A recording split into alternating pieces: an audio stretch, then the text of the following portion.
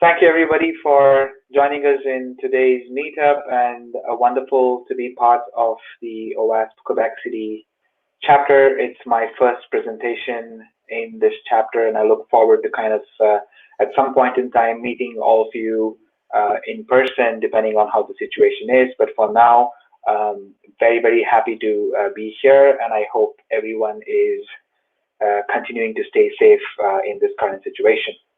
All right. So today's presentation, like Patrick mentioned, is called Security Turnstiles for Agile Engineering, also called How to Include 5 Key Elements of Security Within 4 Phases of Product Development in a 45-minute talk and 30 slides. So it's obviously, we've got a lot to cover here, but I'm going to do my best in terms of concising this topic that's usually something that's quite large. And we've tried our best to get up and close into some very specific aspects of including application security within the product development lifecycle. Before we get started, a little bit about myself. I am the co-founder of B45. We are an application security focused company. We work with our customers across market verticals in implementing application security practices, helping them go agile with their application security practices, with their DevSecOps journey in terms of training, consulting, and things like that. Personally, I am heavily involved in DevSecOps and AppSec automation projects, software security models, something that we're going to talk about today, and I also work on projects pertaining to risk-based vulnerability management. But today, what we're going to talk about is more conceptual with the current scheme of things that organizations are going live with, which essentially is adapting to the whole DevSecOps model, and how do we essentially try and introduce application security concepts with the product development lifecycle. So before we get started, let's take a look at how product engineering has kind of transformed over the last couple of years. We've had a lot of companies move from waterfall to agile because obviously a lot of companies have gone through the digital transformation process. They want to go and get their products out there faster. They want to reach their customers faster. They want to get faster feedback. They want to go agile. And it's not necessarily something that's just restricted to certain industries, not something that just banks are doing or the financial industry is doing or retail is doing, but pretty much every company across the board, every organization across the board has kind of moved from waterfall to agile. Of course, you do have few people who are in between waterfall and agile. They are stuck with the traditional way of doing things in waterfall, but still they want to kind of move ahead with the pace of agile. So let's call them, let's say, agile fall for the time being, right? You also have a lot of enablers and platforms that's kind of helped people and companies go to the cloud faster. They've had them go with deployments much more frequently than what they used to earlier. Platforms and frameworks like Puppet and Ansible and Chef, these have kind of been used to a large extent. In terms of technology itself, you have a lot more distributed stacks that are coming on these days, a heavy usage of third-party libraries. In terms of just the environments, there's a significant usage of contemporary technology stacks like Docker and Kubernetes and serverless, for example. So there's a very stark contrast to technology components that people and product engineering teams use today than what we were kind of used to, let's say, a decade ago, even 5 years ago. And all this has kind of reached to an increased speed of deployment. You have deployments that go much faster than what they used to. All of us are used to the example of Amazon that deploys every 11 point odd seconds, and that was something that happened way back when Amazon started to use AWS. You can imagine how early that was, and ever since then, organizations have kind of moved extremely fastly in terms of deploying applications to production. So all of this has always kind of increased, just like, I don't know, chugging down beers on St. Patrick's Day, for example. example, right? So that's the kind of speed in which product engineering is going on today. On the contrary, let's see what's happening with application security. So application security, to a large extent, still continues to be a combination of manual pen testing and or code review. You have some organizations that have taken the mature steps to kind of move further from there, but then in most cases, you still have a lot of organizations relying on pen testing and code review to be their gatekeepers from a security perspective. We do see, therefore, security issues kind of regressing from release over release with an increased time for developers to fix those vulnerabilities. The application security bandwidth in terms of security engineers continues to be a depleting resource. Everybody wants them, but you don't know where to find them. And even if you have them, you're not able to kind of maintain them and keep their jobs for a longer time because they're looking for constant challenges and they're looking for constant, there's huge demand these days. So all of this is kind of led even senior leadership and executives kind of grappling with very, very tangible ways of measuring the true state of software security. They're kind of looking at how can I measure the state of application security today in a cohesive manner. So there's a lot to be done and a lot to be said in terms of application security today, though I would be lying if I said that we didn't really see any traction over the last couple of years, but we definitely do. Organizations have definitely kind of taken application security more seriously today than what they had probably a couple of years ago. But in terms of certain very specific pain points, especially with respect to bandwidth or in terms of vulnerability management, for example, we do see a lot of scope for improvement from that perspective. So all this, in short, still kind of leads to application security playing catch up with the speed at which application delivery is done. Though the gap has reduced, this state of affairs from a practical perspective still seems to be true. And today we're going to see what we can do to kind of bridge this gap to a certain extent. Which brings me to the first part of today's presentation, which is a software security initiative. Now, when we talk about implementing application security within software development lifecycle, just like you have compliance initiatives like, I don't know, PCI DSS or IS 27001 or SOC 1, SOC 2, HIPAA, or whatever it might be. So when you implement a program focused on specific objectives within a framework, within a particular scope, you need a framework to kind of ensure that that initiative or that particular activity goes as per plan. Now, for software security, you have something called as a software security initiative, and that's something that a lot of organizations today are using to kind of drive application security initiatives. So what is a software security initiative?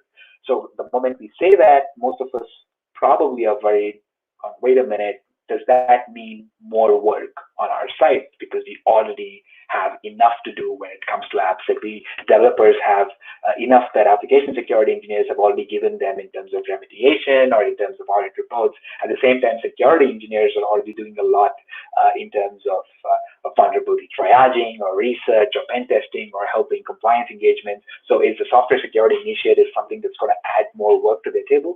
Not really.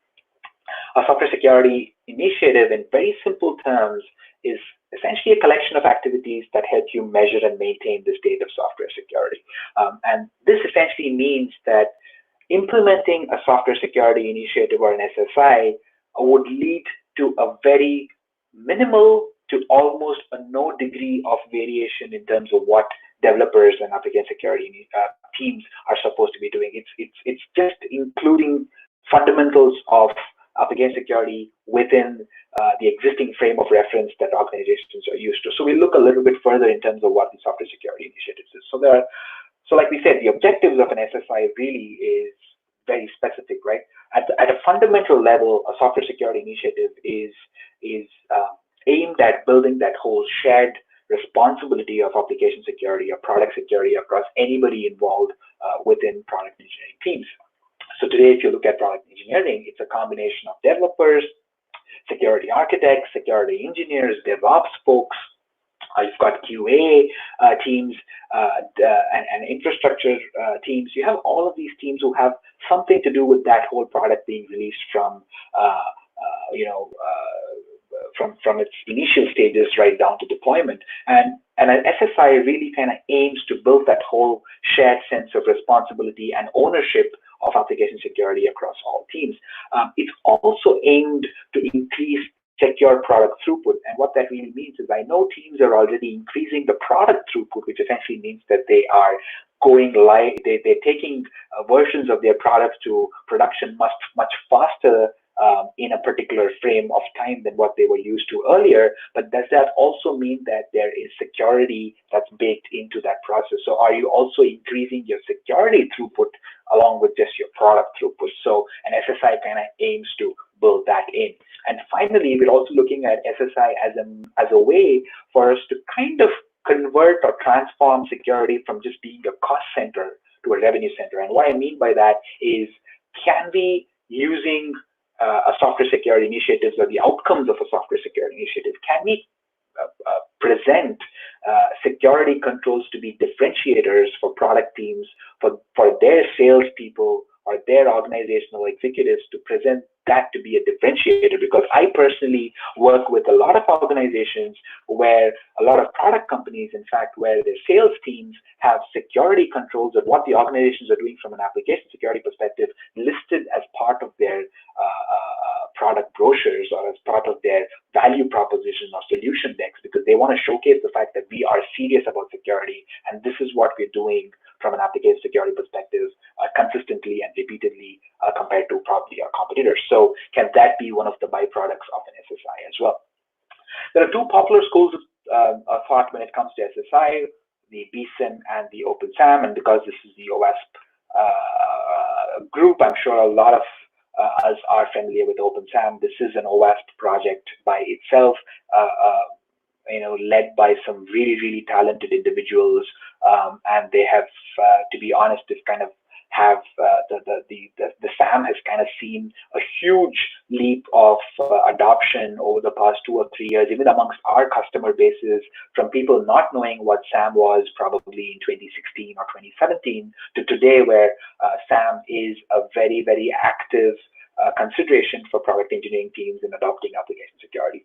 So just to be fair, BSIMM is closed source. It's owned by it used to be owned by Digital, now it's owned by Synopsys, which essentially is a closed source governance framework. You need to be able to get their help in being able to define those metrics for yourself and be certified or be accredited that from a software security initiative. OpenSAMM, obviously open to source, free, and gives you a lot more in terms of flexibility and controls that any organization can use to kind of implement security practices. They have scorings that they have levels of maturity levels up to 3, and you can get to kind of score yourself from 0.5 slabs. You get to go from 0, 0.5, 1, 1.52, and so on up to 3. And each of these levels are very strongly marked. So if anybody is interested or somebody needs more information, it's available. The entire methodology is available on the OWASP platform. So feel free to kind of go there and read about it. It makes a lot of sense, and I would personally recommend a lot of you to look further into that. Now, irrespective of the schools of thought, so what we're going to look at now is how do we kind of implement best practices of software security initiative into the software development lifecycle. But before that, let's talk DevSecOps. Now, everybody's talking about it, whether you're a consulting company, whether you're a product company, whether you're you're training or whatnot, everybody's talking about DevSecOps. Some of them really mean it. Some of them just use it as a keyword for them to get traffic on their website. But irrespective of that, we want to kind of understand what has the DevSecOps model, or how has the DevSecOps model changed the way we look at product engineering or application security? Some people used to call it DevSecOps. Then people said, no, DevSecOps doesn't make sense. It should essentially be SecDevOps, because it's the introduction of security within the development process or before the development process. So let's call it SecDevOps. And then they said, no, let's call it Rugged DevOps, because that's what it is. I mean, it's essentially DevOps being done in a much more rugged fashion. So after a point, you're just sick and tired of what you're going to call it. You can just call it Squad for all you care, because at the end of the day, what matters is really in terms of whether you understand the true principles of continuous security automation. So just doesn't really matter in terms of what we call it, but let's just we'd call it DevSecOps for the next couple of slides. So, oops. So this is the Gardner's infinite loop. So this is a very famous image that a lot of us might have seen in conferences or in other security presentations that have relevance to the context that we're talking about today. This is Gardner's model of depicting continuous security automation. But what I've done is I kind of decided to go a little simpler. So what we've done is we've listed down the product development life cycle, which essentially plan, code, build, test, release, deploy, operate, and monitor. Each of us might call this in a different way. You might have different names for this, but in essence, these are very granular phases of product engineering in some form or shape. So while we have this on the top, let's also list down some very, very specific security engineering tasks. You have threat modeling, you have static code analysis or SAST or source composition analysis. You have testing that's done on real time using dynamic analysis testing or interactive application security testing. You then have security in infrastructure, which essentially comes during deployment or post-deployment. And finally, you have security monitoring and attack detection. Now, in true sense, or in a very simple speak, what we're trying to do is we are trying to take the existing product development process and we're trying to kind of merge them with the security engineering process. So we kind of use the color code to kind of depict where security engineering kind of features within the security development lifecycle. For example, threat modeling as an activity is something that's usually applicable and completely applicable in the planning phase of a product, slightly moving into code, especially with threat modeling as code as one of the concepts that a lot of organizations are embracing. You probably have threat modeling getting into code as well. When it comes to software security, when it comes to static analysis testing, it's predominantly something that cuts across build and code and a little bit of test because it is testing at the end of the day. Dynamic analysis testing is something that cuts across test and release and so on and so forth, with security monitoring, attack detection, something that's completely within the operate and monitor phases. So the point of this diagram really is, while the definitions of the product engineering phases or the number of phases in product engineering might change, what we need to probably understand is each of us in our organizations have some way of depicting exactly where these security engineering phases kind of meet, start, and end within your product engineering phase. So with that initial understanding or with that contextual understanding is where we can then start drawing up various kind of controls or various kind of considered a sum of considering continuous feedback and improved automation. Because what we're doing is, while DevSecOps talks about automation, one of the important pieces of automation is also feedback loops. And these are the feedback loops that kind of help you take feedback from consecutive or subsequent steps of security engineering back to the previous step. For example, if you're doing SAST, what can you learn from SAST that goes back to threat modeling? If you're doing DAST, what can you learn from DAST that goes back to SAST and threat modeling? So all the way to the right. So while you might want to shift left, while you're shifting left, it's also important for us to understand and appreciate the importance of taking feedback loops right from the right side of the product engineering lifecycle or the security engineering all the way up to threat modeling. And we'll see a little bit of how that works in the subsequent slides.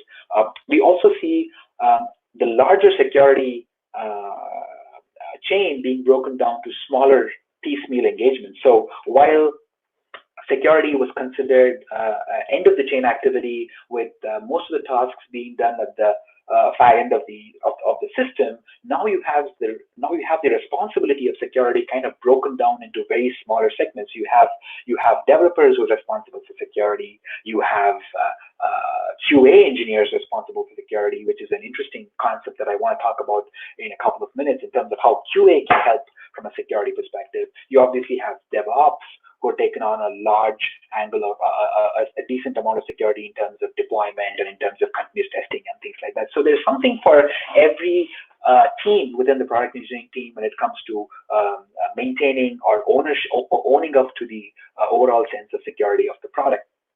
And we're also seeing a very, very tighter integration between what was once siloed platforms and processes. So you now have, or you're now forced to have integrations between engineering components and security components. You're now forced to have integrations between DevOps components and engineering components or security components, for example. And that's where the whole security automation or the tool chains and things like that come in. And finally, one of the fundamental changes that I personally love that has come out in DevSecOps is the fact that everybody needs to understand code. It's not something that just developers need to understand, but today we are at a point in time where security needs to understand code, DevOps needs to understand code, QA needs to understand code, because code is that fundamental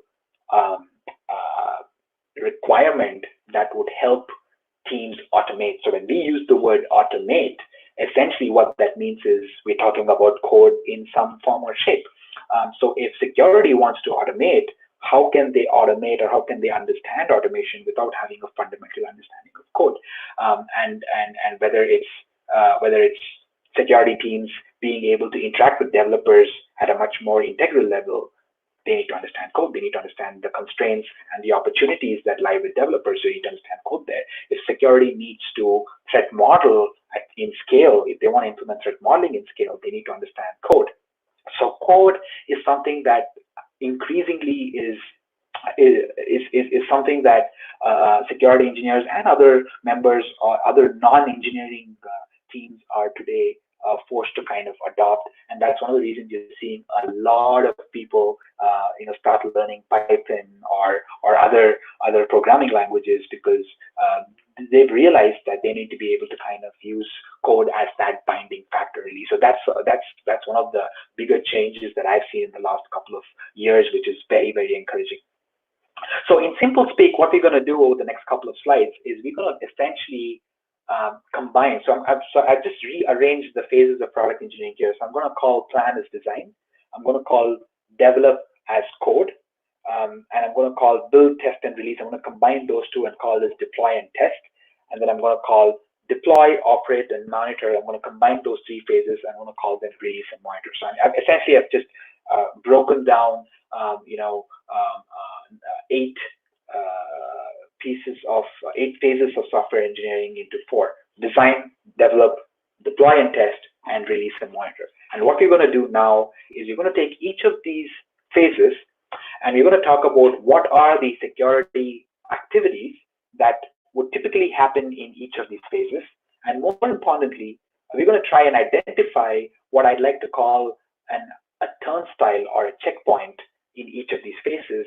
And what I want to do by that is, again, this is not a hard and fast rule. This doesn't come from any specific guideline or a framework. It's just something that we've proposed. I personally feel something like this. So feel free to kind of replace the checkpoints that we're proposing to something that's more suitable for your organization. But the point really is that if we can identify one checkpoint in each of these phases that helps you take a step back and say, okay, I have achieved what I need to do for security in this phase before I move on to the next phase. And then it's almost like a relay race where you're kind of passing the baton from one person to the other after having accomplished the necessary tasks in that phase. So we're going to have checkpoints in each of these phases of product engineering.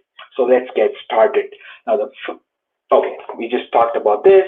Like I said, the security checkpoints is for us to kind of establish the fact that there is some traceability involved in security control. So you could kind of look back at every phase of security engineering or product engineering and say, okay, I've done what's supposed to be done for that phase. So it's not something that just pulls on at the end of the life cycle, but you already have taken care of security in its respective forms across each of these phases, right? So let's look at software design. It's the fundamental phase. This is where you have a lot of planning going on. Here is where you're kind of drawing blueprints, architecture diagrams, a lot of people talking about how the product needs to work, prototypes, and things like that. So let's see what are some of the interesting things that happen from a security perspective in software design. Now, when we talk about software design, the first thing that comes to our mind is threat modeling. And this is a topic that can become a separate presentation by itself, but I'm going to kind of limit it to 2 or 3 minutes. I just want to talk about some very key elements of threat modeling, or rather, why does threat model really fail in organizations? And one of the fundamental reasons why threat modeling fails is because it's not able to scale. And the reason it's not able to scale is, apart from the fact that there is a multitude of definitions of threat modeling, there are people still fighting in terms of what methodology to be used, or really in terms of what tool to be used. But instead, if you could focus on what the objective of threat modeling is, that would kind of help teams kind of embrace threat modeling much more efficiently and successfully than what they would today. Now, from our perspective, threat modeling really comes from two schools of thought. You have an attack-driven threat model, or you have a defensive-driven threat model. Now, both of these schools of thought aim at implementing controls or implementing tasks that mitigate, security threats in that process. Now, you could do that proactively, or you could do that reactively. When you do it reactively, for example, when we do pen testings in D45, one of the first things that we do as soon as we're given a walkthrough of the application that needs to be tested is we draw a threat model. And when we draw a threat model, our threat models are offense-driven threat models, or rather what we'd like to call attack-driven threat models. So we kind of break down the entire application into smaller use cases or smaller modules. We kind of lay them out and we say, what could be the attack surface of this module? And then we kind of break that down and transform those threat models into test cases. And that's really the key. If you're able to successfully transform threat models to test cases, then you're automatically entering a phase where you can validate test cases by implementing them or while checking them. So let's look at how threat modeling is done from a defensive perspective, or from an attack-driven perspective. I'm sorry. So it's really a 1, 2, 3 of threat modeling, right? Like I said, this could go on as a separate presentation. I'll be happy to kind of talk to anybody who's interested to know more about this offline. But let's just take this a very quick view of threat modeling. Now, you have a user story, and for every user story, you would have something called an abuser story, which essentially is the, for people who like Sherlock, it's the Moriarty of equivalent of Sherlock. It's the antithesis of a user story. So when you have a user story, the first thing that you do is, what are the various abuser stories that's applicable to the user story? Essentially is, what can be done to abuse a functionality? Now, once you have abuser stories, and remember, one user story can have multiple abuser stories. So there is a 1:n relationship with each of these phases. Now, from a user stories, you first draw your abuser stories. Now, from your abuser stories, you essentially draw what's called an attack model. And what an attack model really is it's really something that helps you make your abuser stories come to life. So what you would call as weaponization, right? For example, if you say, if your user story, for example, is a text box where users can go ahead and search information, one of the abuser story is, can a user search for a document that he or she is not permitted to view? So that could be an abuser story. Another abuser story could be, can I inject a malicious script into the text box, which essentially triggers a persistent or a reflected cross-site scripting, for example? That could be another abuser story. Now, an attack model is essentially tells you, how are you going to essentially make that happen? If there was a persistent cross-site script, or if there was a reflected cross-site script, how would you expand that in terms of an attack? So an attacker would come in, they would do this, and then leading to this. So that's really an elaboration of that abuser story, and that's really an attack model.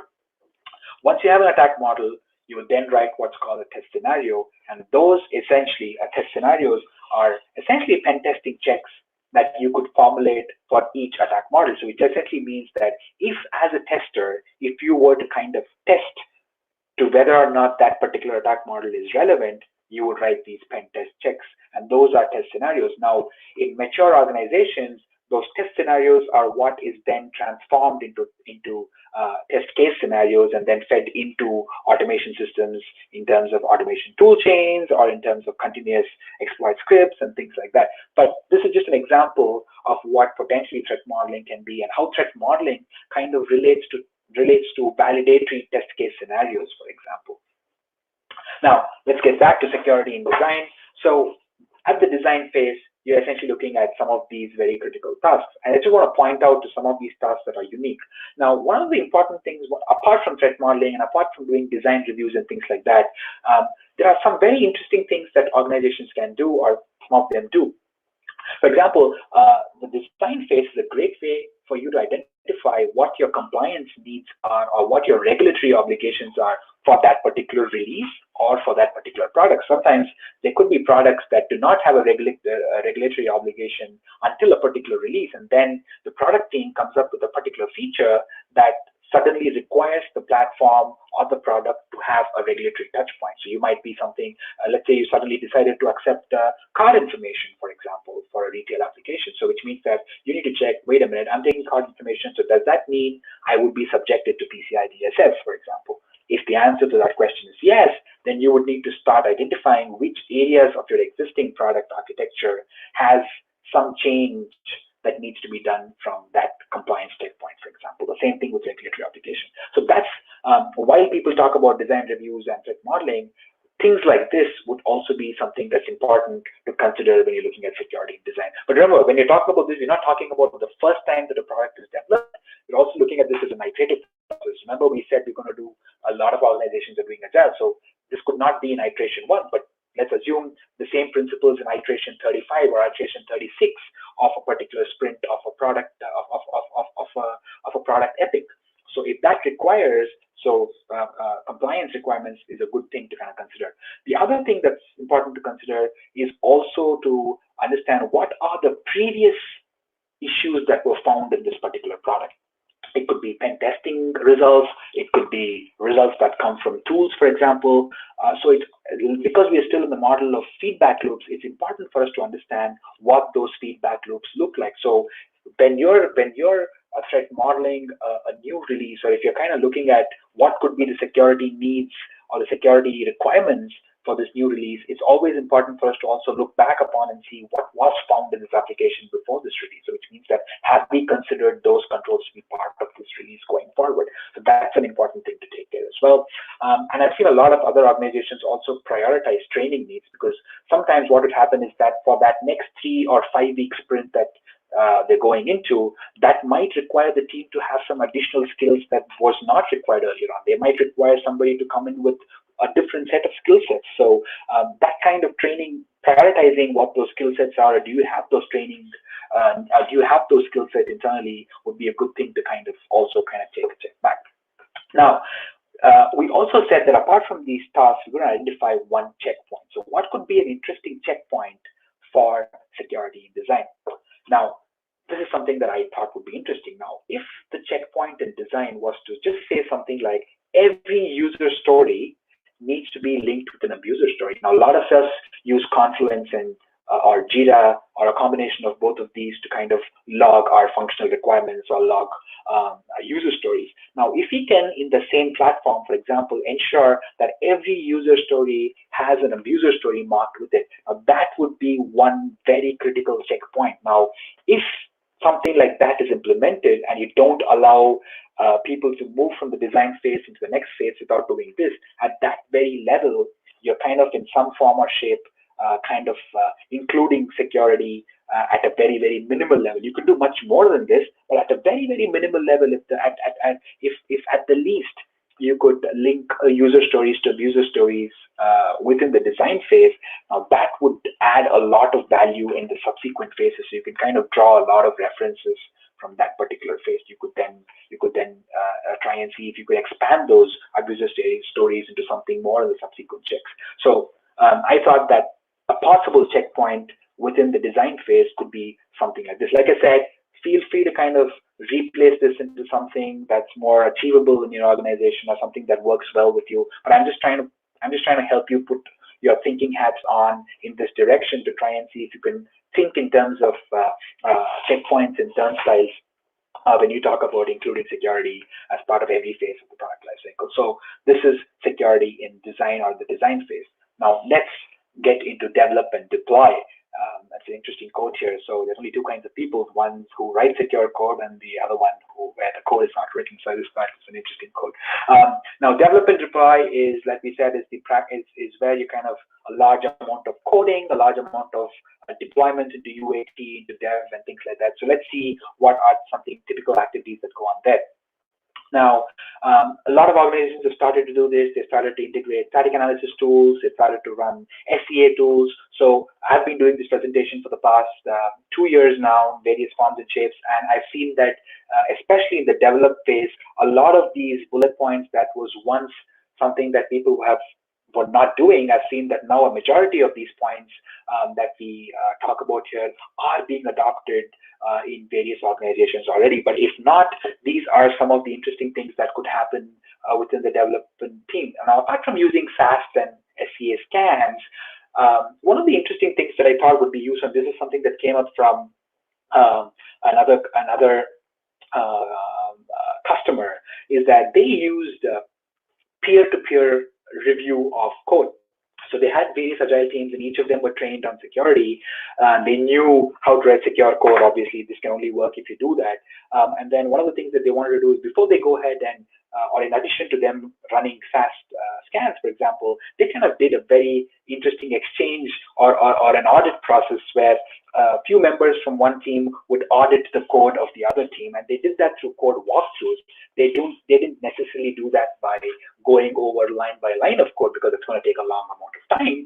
But what they did was they just had conversations with the other team. So there was somebody from team A walking over to team B and saying, hey, what is the code that you've written? And they'd ask interesting questions. It could just be over a cup of coffee, for example, right? They said, how have you managed authentication, for example? How have you managed authorization? What kind of encryption policy are you using? What are the libraries that you use? Or have you ensured that you've done that? Have you taken care of this? So over a conversation of just 1 hour or 2 hours, because both these teams are very similar, so you're either developers talking to developers or security engineers talking to security engineers.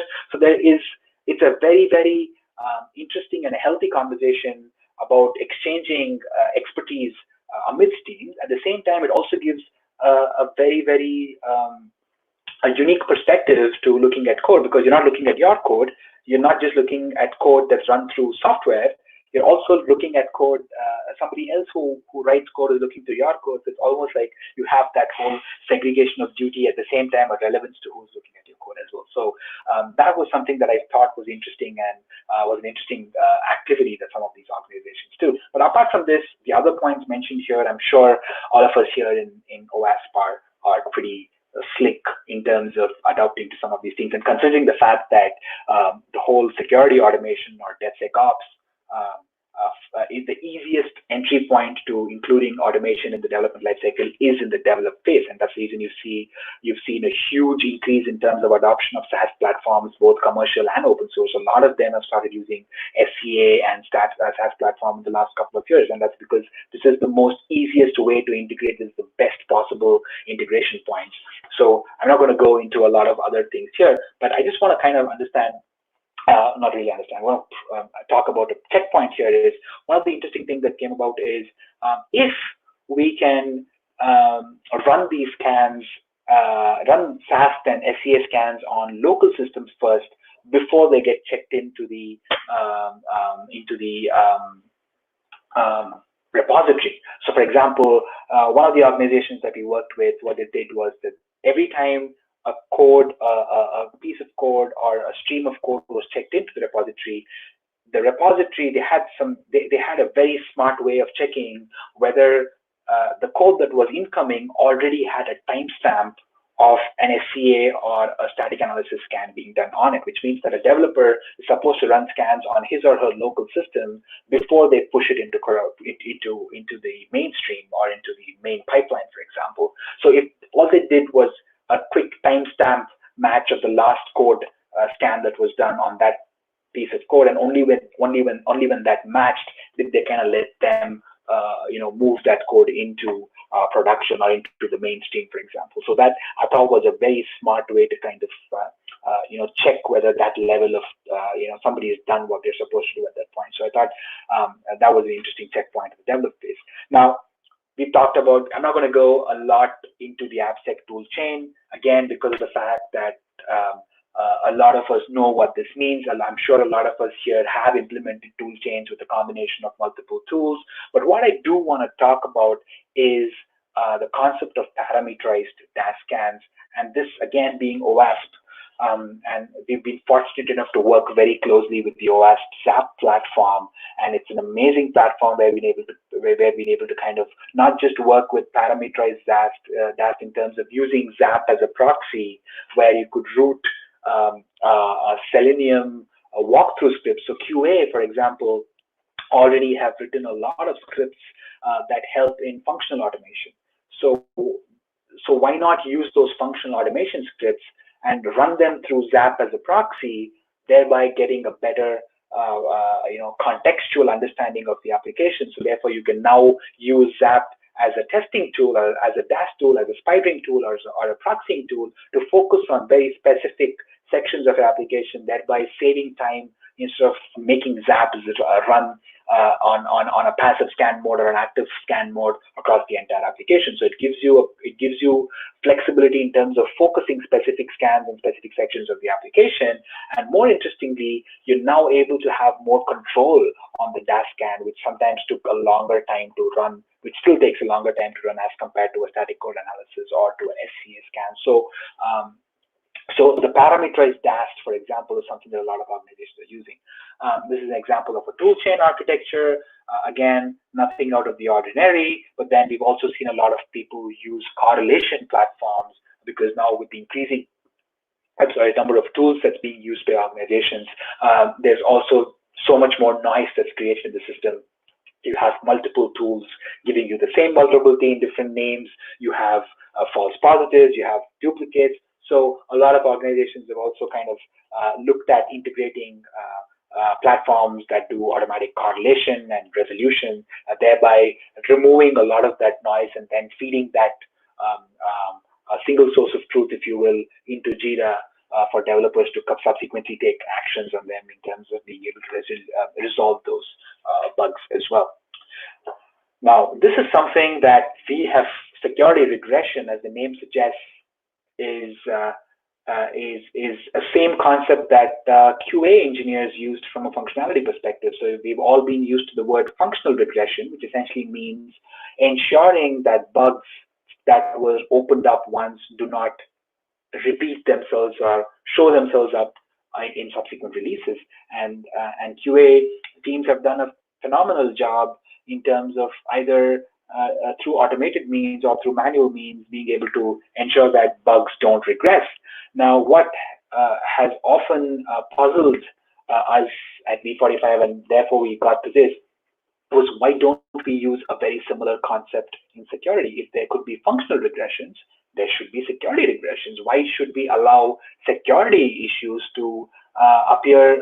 Why should security issues appear in later stages of the product, in later iterations of the product, and why can't we arrest them? And the problem to that question was twofold, because one is that security testing is usually person-dependent activity, which means that if there is a pen tester, if he or she finds a bug, then you need the same he or she to reproduce that at any point in time, because it's extremely person-dependent. It requires a certain skill for you to find that issue, which is a fair point. And the other thing is that you can't reproduce errors in security. You can't reproduce security errors as much as you could do with functional errors, because sometimes there's a tool involved, like a dynamic, let's say something like ZAP.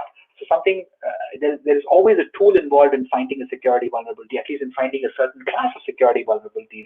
And sometimes the application does not react the same way that it did in the previous iteration when you subject a particular test case. For example, you're trying to check for SQL injection. Sometimes you would get a 500 error. Sometimes you would get some other error. You get different error codes, for example. So you're not able to successfully validate or assert a test case.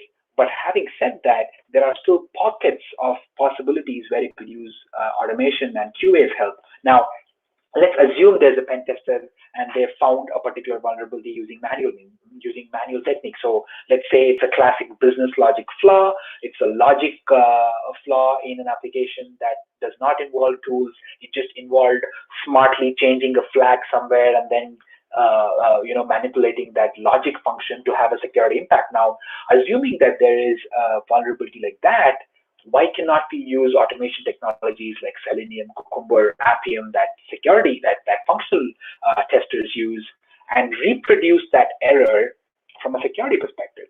All right. So all that QA engineers do is take functions. So they're trying to see if a functional module works the way it's intended to, and they kind of write a Selenium script for it. So very similarly, we've been able to write Selenium scripts for security issues. And what that does is it does one of two things. One, you write a Selenium script for a security issue. You're able to pass that Selenium script back to the developer. So the developer is trying to reproduce an issue. They don't need the security engineer to come and tell them how to reproduce the issue, right? The developer can run this piece of code. The code would essentially reproduce that error, and then they would know how to go ahead and fix it. So it helps in validation. It helps in reproducing the error. It also helps in building regression suites, for example.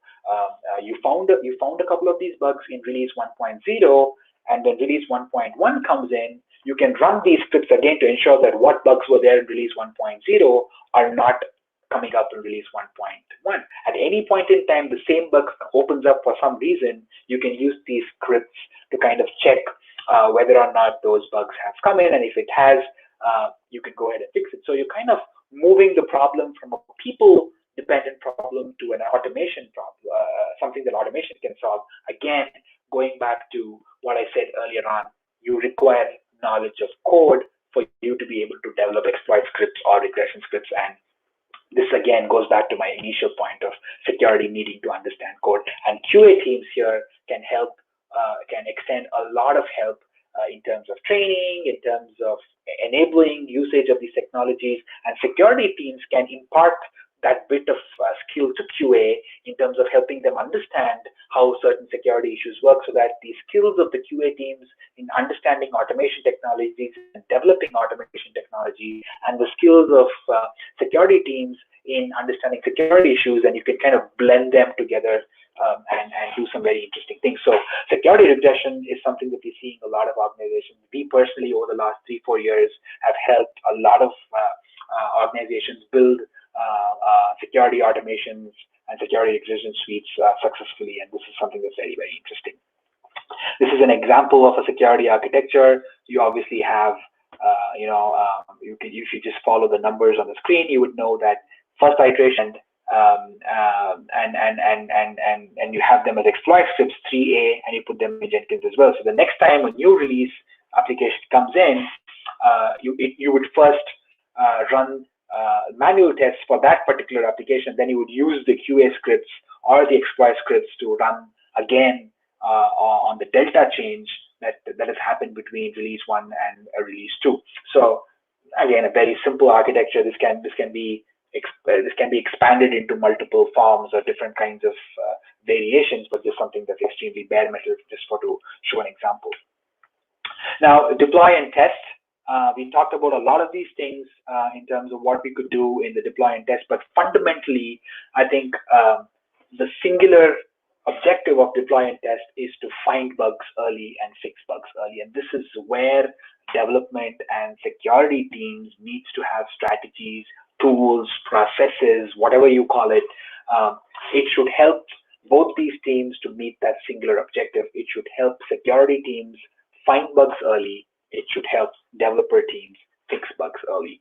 So those are the various kind of activities that you would potentially have in the deploy and test phase. And from a checkpoint perspective, we would really need to identify and realize the importance of QA teams, because in some organizations, I'm not saying all organizations, in some organizations, there is a way for us to piggyback on the existing thresholds or thresholds that QA teams have in terms of ensuring that there is a go or a no-go of a particular release of an application. So QA teams have certain thresholds, whether those thresholds could be in terms of number of issues, number of critical issues, or it could be in terms of how fast the build was, or whatever it is. So there are already thresholds in organizations, either by QA or by DevOps, that dictate whether a particular release can go to production or go to the next phase or pre-production or whatever it's or not.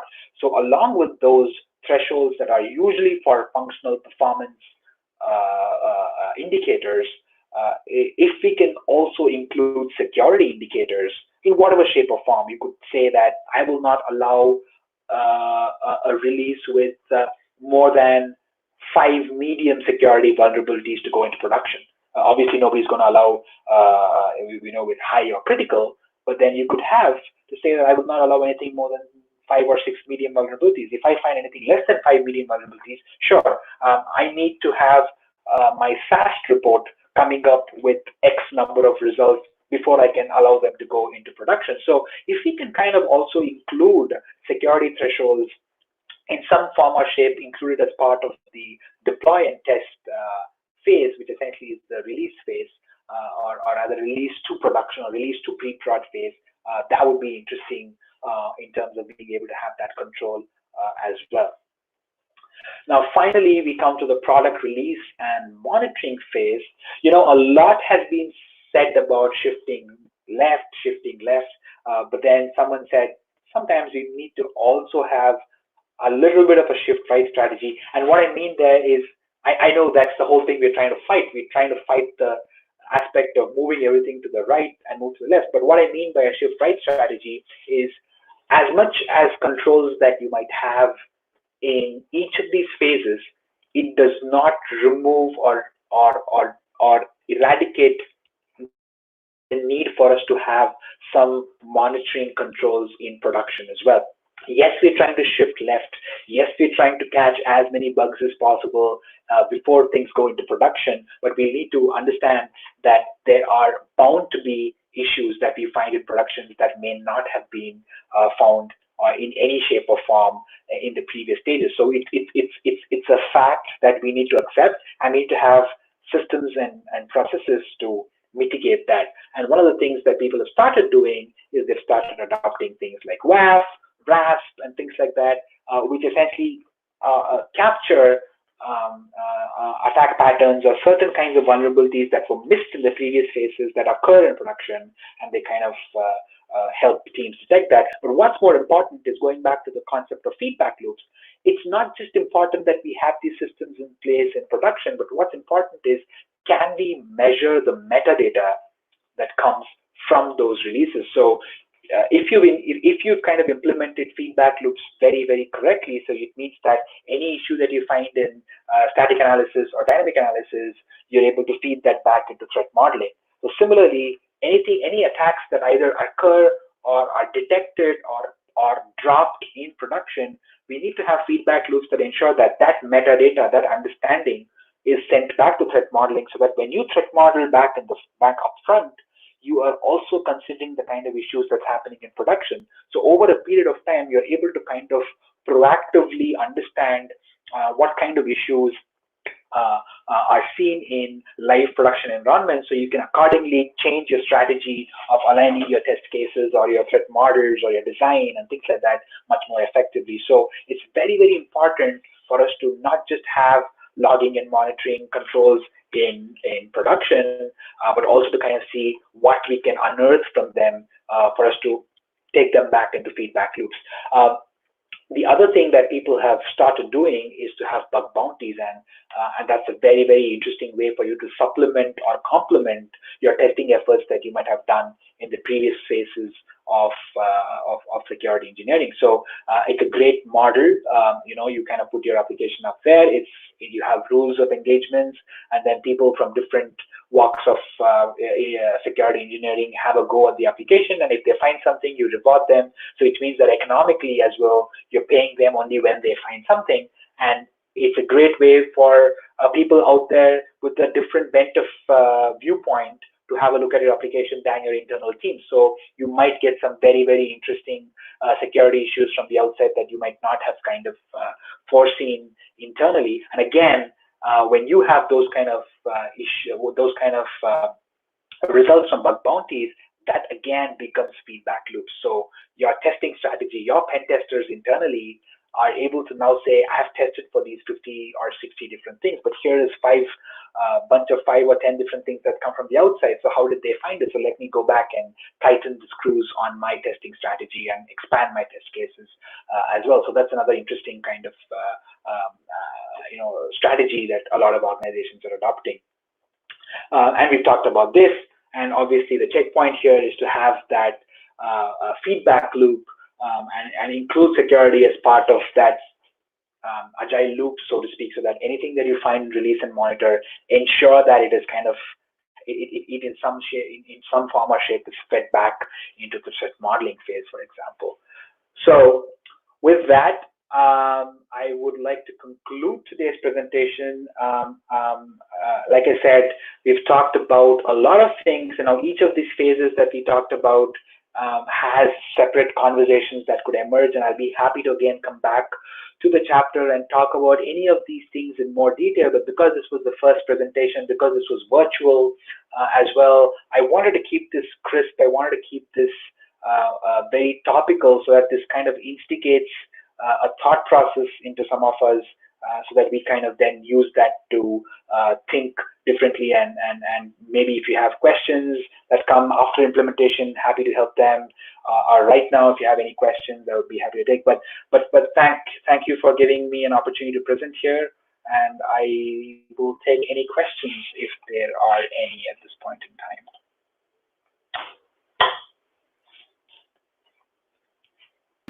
Thank you, Rahul, for your presentations. You did cover a lot of ground. We do have a question. We have Guillaume here. Let me put that on the screen. Saying, what's your take on test-driven development in relation with threat modeling? He kind of sees a relationship between those two things. Yep, absolutely. I mean, for example, even BDD or aspects like that can be used from threat modeling, and that's what I said. Now, just this morning, I had a conversation with a bank who was trying to implement threat modeling, and we kind of looked at how an attack-driven threat model can be used along with a defensive technique to build a comprehensive test case. So a test-driven development is really what I was kind of talking about, right? So you kind of put a nice name to it. So I think definitely a threat modeling is very closely associated with test-driven development, except that if you focus that test-driven development to security test cases, then it kind of makes that more comprehensive. But I think absolutely right. The concept of test-driven development can be obviously and very easily adopted for threat modeling as well. So yeah. Awesome. That's pretty much the only question we had, but Guillaume also mentioned that it's not a question, but a comment. He says, great talk. That's really comforting to see and hear that we seem to be doing the good thing at his job. So he's reassured by his own practices by seeing you there. Fantastic.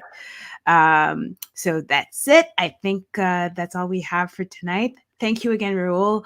Thank you for everyone for joining us. It's the first OWASP Quebec event, and I hope not the last. That they just created their YouTube channel for this event, so please subscribe, follow them on their other platform. I think they have a Twitter account, they have LinkedIn, and they also have, I think, Facebook. I'm not sure, but at least LinkedIn and Twitter for sure. So thank you so much. Thank you, everyone, and have a good night. Thank you so much. Take care, guys.